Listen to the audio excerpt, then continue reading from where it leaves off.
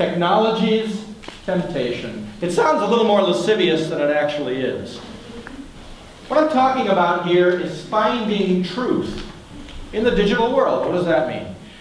What I see a lot in my classes is I see students who want information quickly. Students have term papers to write. Students have research to do. And the temptation, now that we have digital, is to grab whatever comes up, take it, and run with it. But as we're going to see, that doesn't really mean that what you're getting on the internet is the truth. The temptation starts because what we have now is a fast society. We have fast news, we have fast cars, we have fast food, we have Twitter, we have Instagram, we have Snapchat. All these ways to deliver information in bite-sized chunks. There's actually evidence mounting that our brains are being rewired by this technology. Ding! 8 seconds. 8 seconds is now the average attention span of a human. That's less than a goldfish. I'm not kidding. 8 seconds is what we're used to having to pay attention to. So it's becoming increasingly difficult for students to do research as it needs to be done. With all this technology, some of which I'm using here, with all this technology at our fingertips, we have more information available than has ever been available in the history of humankind. However, it doesn't mean that all that information is valid or should be used. Most of it is there for entertainment purposes, or increasingly as an ad. This is how I used to have to do my research. When I was a graduate student, I would spend about 6 hours a day in the library with card catalogs.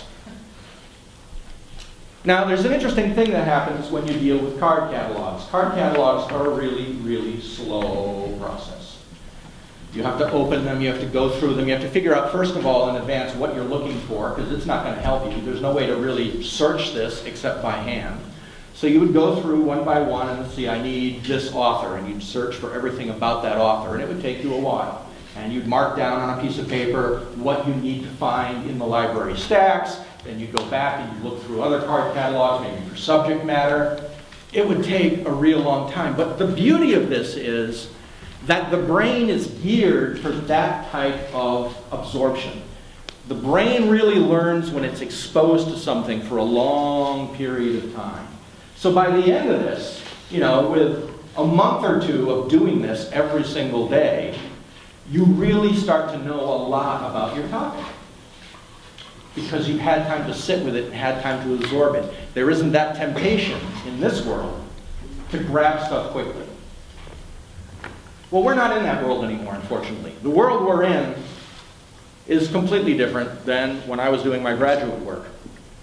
In 1985, it saw the beginning of what we know as the internet. That was when the first website was created. One website. There was no World Wide Web. That wouldn't come till almost 10 years later. But the first website was established then. But by 1995, there were tens of thousands of websites that had popped up. By 2005, 10 years later, there were over 60 million websites. And now, it's getting a little ridiculous.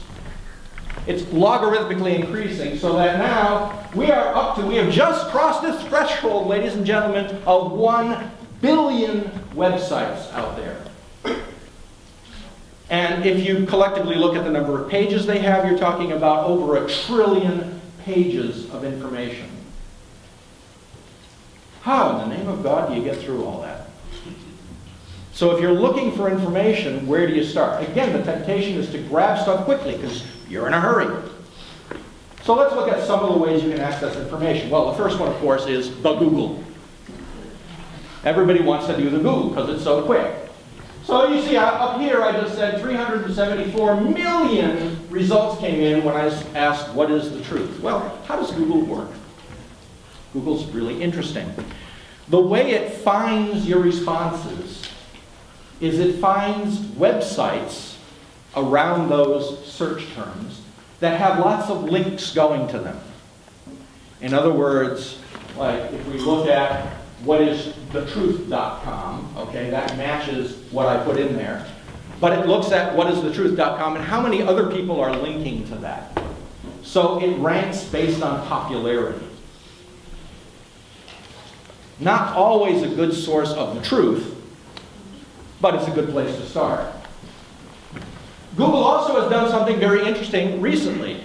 It decided to rejigger its search algorithms to favor websites that are mobile friendly. So if there is a website out there that has a lot of really good information about what is the truth, but it is not formatted to fit a mobile screen, it's going to drop to the bottom of the rankings.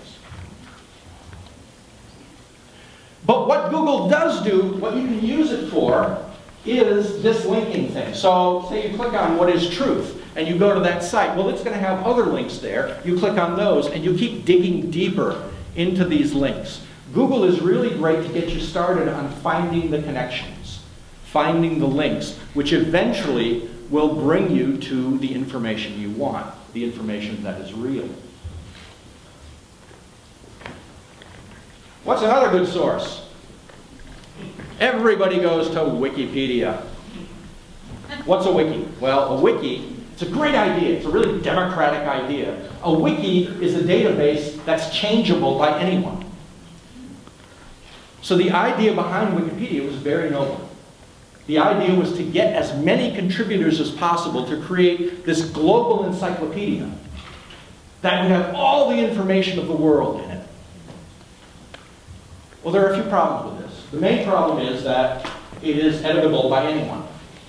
You don't have to register with Wikipedia. You can just go in and you can edit anything.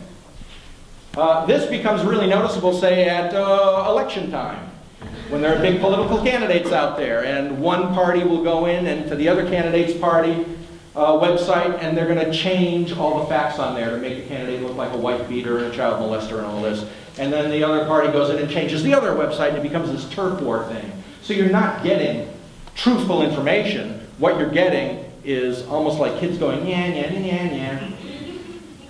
And again, because nobody has to be responsible for this information, it's so easy to change that you don't know if you're getting the truth or not. I'll give you an example.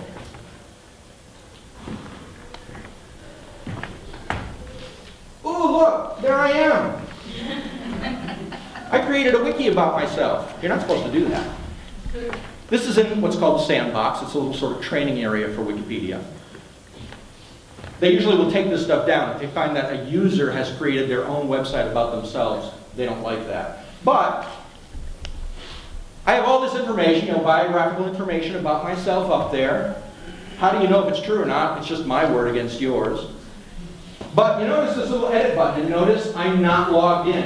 It says create an account, log in, so I'm not logged in. I'm just going to tap this edit button and watch what happens. Ooh, interesting.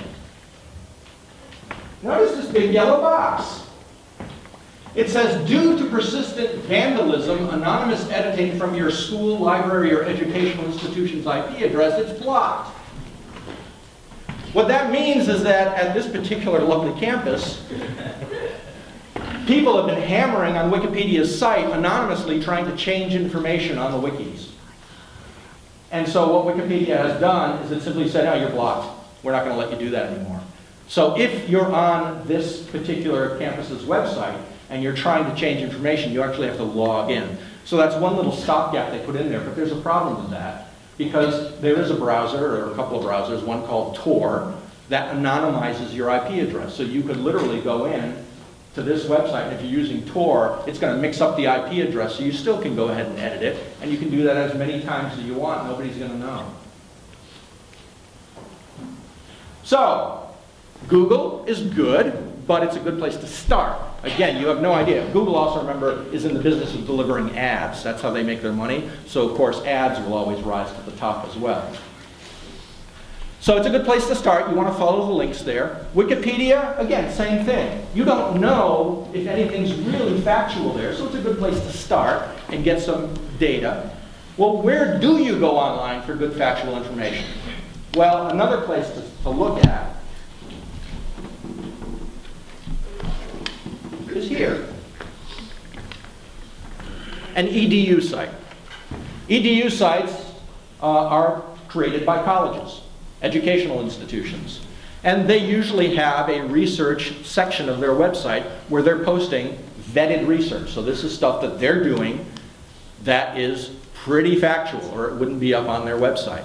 So if you're looking for specific types of information, these websites, which they always have searchable databases, these websites are a good place to look for truthful information. Well, remember, this isn't really easy to do. This isn't giving it to you instantaneously. Like everything else, it takes a little bit of work, but then you're going to have much better research when you do it. Another good place to look for good information, too, of course, is TED Talks. TED Talks has lots of vetted researchers out there who are presenting good information. So there are sites, educational sites, that are there to help you do your research and do it well, as opposed to falling into the temptation of just grabbing information and spitting it out as if it's true.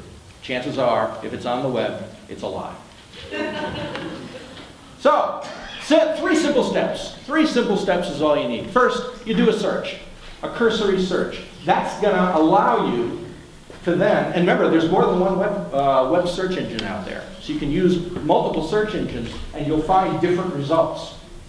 So you do your search, but then follow the links.